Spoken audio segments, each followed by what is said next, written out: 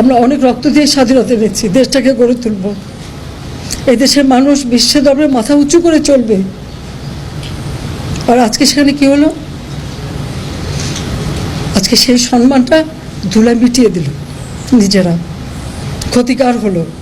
আমি জানি না যারা এই সন্ত্রাসীর সঙ্গে জড়িত তাদের কিছু আসে যায় না। এই টেলিভিশনে যে ধ্বংসযজ্ঞ আমি দেখলাম, এটা কারোর পক্ষে সহ্য করো না। তোমরা রাজাকার, তোমার বাবা রাজাকার, এটা তো তোমরাই করেছো। চেয়েছিলাম অধিকার হয়ে গেছি রাজাকার। আরে রাজাকার তো আমি তোমাদের করি নাই, তোমার নিজেরা স্লোগান দিয়ে তোমাদেরকে রাজাকার, তোমার স্লোগান দিয়েই তোমাদের পরিচয় দিয়েছো। আমি তো তাদের রাজাকার বলিনি, তারা নিজেরাই স্লোগান দিয়ে নিজেদেরকে রাজাকার হিসেবে পরিচিত করলো সকলের কাছে। তুমি কে, আমি কে, রাজাকার রাজাকার, তোমার বাবা আমার বাবা রাজাকার রাজাকার। তার মানে তারা নিজেদেরকেই রাজাকার হিসেবে পরিচয় দিল। আমরা অনেক রক্ত দিয়ে স্বাধীনতা এনেছি, দেশটাকে গড়ে তুলব। এই দেশের মানুষ বিশ্বের দরবারে মাথা উঁচু করে চলবে।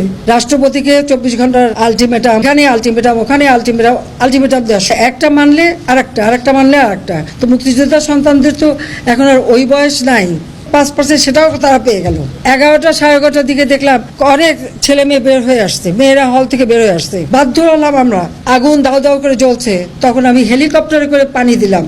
আজকে সেই সম্মানটা ধুলায় মিটিয়ে দিল। একটার পর একটা তাদের আবদার, তাদের যে দাবি ছিল তার থেকে অনেক বেশি আমরা দিয়ে দিয়েছি। ওই মুক্তিযোদ্ধা এবং মুক্তিযোদ্ধা পরিবার বা মুক্তিযোদ্ধার দিকে যেন তাদের বেশি ক্ষোভ, আমার কথাটাকে বিকৃত করা হয়েছে। তারপরে কোটা না মেধা, মেধা না কোটা, তাহলে কোটা মেধার মধ্যে এত তফাতের কি আছে? তাহলে যারা পরীক্ষা দিয়ে মেধাবী তারাই তো পাচ্ছে। মুক্তিযোদ্ধা পরিবারের সন্তান সন্ততিরা কি মেধাবী না? তাহলে মেধাবী কি শুধু ওই রাজাকারের ছেলে মেয়ে? একটার পর একটা তাদের আবদার, এটা করতে হবে, আমরা করে দিয়েছি।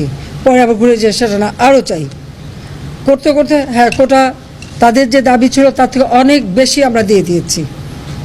কিন্তু একটা জিনিস আমি লক্ষ্য করলাম, ওই মুক্তিযোদ্ধা এবং মুক্তিযোদ্ধা পরিবার বা মুক্তিযোদ্ধার দিকে যেন তাদের বেশি মানে একটা ক্ষোভ। আমার একটা কথা নিয়ে তারা কিছু কতদিন প্রতিবাদ করলো। কি কথা বলেছিলাম আমি? আমার কথাটাকে বিকৃত করা হয়েছিল। আমি বলেছিলাম মেধা, মেধা, মেধা, কোটা না মেধা। তো কোটা আমাদের নারীর কোটা, প্রতিবন্ধীদের কোটা, নৃগোষ্ঠীর কোটা, প্রত্যেক জেলার কোটা, মুক্তিযোদ্ধা পরিবারের কোটা, সেগুলো তো আমি বাতিলও করে দিয়েছিলাম। তারপরে কোটা না মেধা, মেধা না কোটা, তাহলে কোটা মেধার মধ্যে এত তফাতের কি আছে? এখানে মেধাই তো হয়। প্রথমে প্রিলিমিনারিতে তাদেরকে পরীক্ষা নেওয়া হয়, এরপর লিখিত পরীক্ষা হয়। লিখিত পরীক্ষা পাশ করলে তখন তাদের ভাইবা নেওয়া হয়। ভাইবা নেওয়ার পরে তারপর যখন পদায়ন করা হয় তখন যারা মেধাবী তারাই পায়। আর অবশ্যই এই কোটাগুলি ভাগ করে দেওয়া হয়। তাহলে যারা পরীক্ষা দিয়ে মেধাবী তারাই তো পাচ্ছে। সেই সূত্রে আমি বলেছিলাম যে কি মেধাবী কি শুধু মানে মুক্তিযোদ্ধা পরিবারের সন্তান সন্ততিরা কি মেধাবী না? তাহলে মেধাবী কি শুধু ওই রাজাকারের ছেলে মেয়ে? এটা বলার সাথে সাথে তাদের স্লোগানটাও কি, বিকেল 4টায় আমি প্রেস কনফারেন্স করি, কয়েক ঘন্টা চলে যায়, হঠাৎ রাত্রেবেলা বোধহয় 11টা 11:30টার দিকে দেখলাম অনেক ছেলে মেয়ে বের হয়ে আসছে, মেয়েরা হল থেকে বের হয়ে আসছে। তাদের স্লোগানটা কি? যে তারা রাজাকার, তুমি কে, আমি কে, রাজাকার রাজাকার, তোমার বাবা আমার বাবা রাজাকার রাজাকার। তার মানে তারা নিজেদেরকেই রাজাকার হিসেবে পরিচয় দিল। আমি তো তাদের রাজাকার বলিনি, তারা নিজেরাই স্লোগান দিয়ে নিজেদেরকে রাজাকার হিসেবে পরিচিত করলো সকলের কাছে। এবং এটারই প্রতিবাদ প্রত্যেক শ্রেণী পেশার মানুষ কিন্তু করেছিল, সকলেই। হ্যাঁ, আমাদের ছাত্রলীগ থেকে শুরু করে, যুবলীগ থেকে শুরু করে অন্যান্য সংগঠন, প্রগতিশীল সংগঠন, সকলেই কিন্তু এর প্রতিবাদ করেছে। এমন কোনো সেকশনের মানুষ নাই যেটা প্রতিবাদ না করেছে। তখন তারা তাদের স্লোগান পরিবর্তন করলো। কি স্লোগান? চেয়েছিলাম অধিকার হয়ে গেছি রাজাকার। আরে রাজাকার তো আমি তোমাদের করি নাই, তোমার নিজেরা স্লোগান দিয়ে তোমাদেরকে রাজাকার করেছো। তোমার স্লোগান দিয়েই তোমাদের পরিচয় দিয়েছো। তোমরা শুধু না, তোমরা রাজাকার, তোমার বাবা রাজাকার, এটা তো তোমরাই করেছো।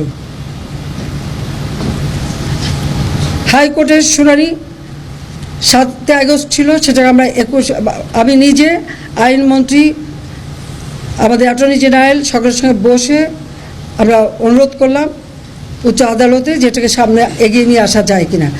আনা হলো 21শে জুলাই, সেখানে বসালে এই ছাত্রদেরও বলা হল যে তোমরা ওর সঙ্গে যুক্ত হও, তোমরা আপিল করো, আমি তো আপিল করেছি, তোমরা আপিল করো। তারা কিন্তু যুক্ত হলো, কিন্তু তারা আন্দোলন থামালো না। তারপরে যখন রায় হয়ে গেল তাতেও তারা উঠবে না। কেন? প্রজ্ঞাপন জারি করতে হবে, রাষ্ট্রপতিকে 24 ঘন্টার আলটিমেটাম, এখানে আলটিমেটাম, ওখানে আলটিমেটাম, আলটিমেটাম দেওয়া শুরু হলো। এটা কোন ধরনের কথা? একটা মানলে আরেকটা, আরেকটা মানলে আরেকটা। 1 দফা কোটা সংস্কার, তার থেকে চলে গেল 3 দফা, তারপরে 6 দফা, তারপরে 8 দফা, তারপরে আবার 4 দফা। যখনই যেটা চাচ্ছে যেই দিয়ে দিই তখন আরও একটা দফা। এই করতে করতে যখন প্রজ্ঞাপন, আইনমন্ত্রী বলেন এটা তো সময় লাগে, তারপর আইনমন্ত্রী কিন্তু বলে দিলেন যে আমি মঙ্গলবারে প্রজ্ঞাপন করে দেবো। ঠিক সেই মতো প্রজ্ঞাপনও করে দেওয়া হলো। প্রজ্ঞাপন যখন পেয়ে গেল, তারা যা চেয়েছিল তার থেকে বেশি, তাদের 90% ছিল, 93%। আর মুক্তিযোদ্ধা ছেলে সন্তান লেখা হলো। তো মুক্তিযোদ্ধা সন্তানদের তো এখন আর ওই বয়স নাই যে 30 বছরের কেউ না যে তারা এখন চাকরি পাবে। তার মানে ওই যে 5% সেটাও তারা পেয়ে গেল, তাতেও তারা তৃপ্ত না। তখন আবার আসলো সেই 8 দফা থেকে 4 দফা আনতে হবে। এটা কি যে বাধ্য হলাম আমরা, যখন চারিদিকে এভাবে আগুন, এই টেলিভিশনে যখন আগুন লাগলো, এখানে হাজার হাজার লোকের টেলিভিশন আক্রমণ করছে। ফায়ার ব্রিগেড আসলো, ফায়ার ব্রিগেড গাড়ি জ্বালালো, ফায়ার ব্রিগেড ঢুকতে দেবে না, পুলিশ কাউকে ঢুকতে দেবে না, তাদের উপরে হামলা হলো।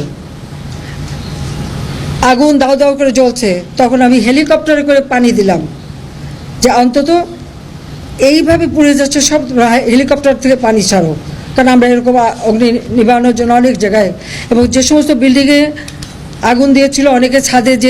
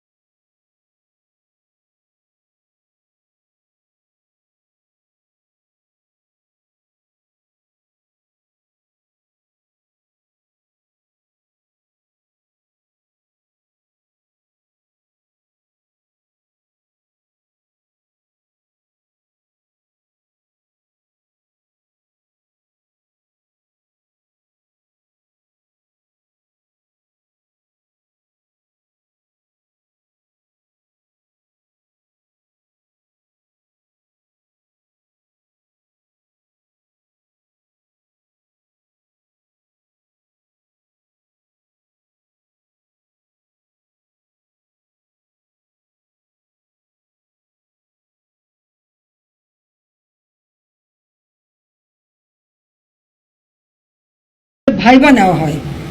ভাইবা নেওয়ার পরে তারপর যখন পদায়ন করা হয়, তখন যারা মেধাবী তারাই পায়, আর অবশ্যই এই কোটাগুলি ভাগ করে দেওয়া হয়। তাহলে যারা পরীক্ষা দিয়ে মেধাবী তারাই তো পাচ্ছে।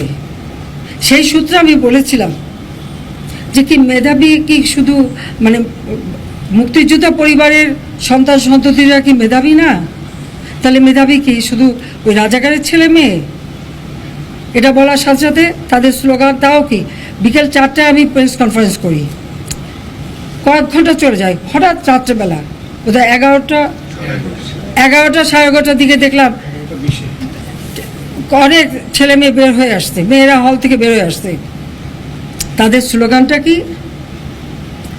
যে তারা রাজাকার, তুমি কে আমি কে, রাজাকার রাজাকার, তোমার বাবা আমার বাবা, রাজাকার রাজাকার। তার মানে তারা নিজেদেরকে রাজাকার হিসেবে পরিচয় দিল। আমি তো তাদের রাজাকার বলিনি।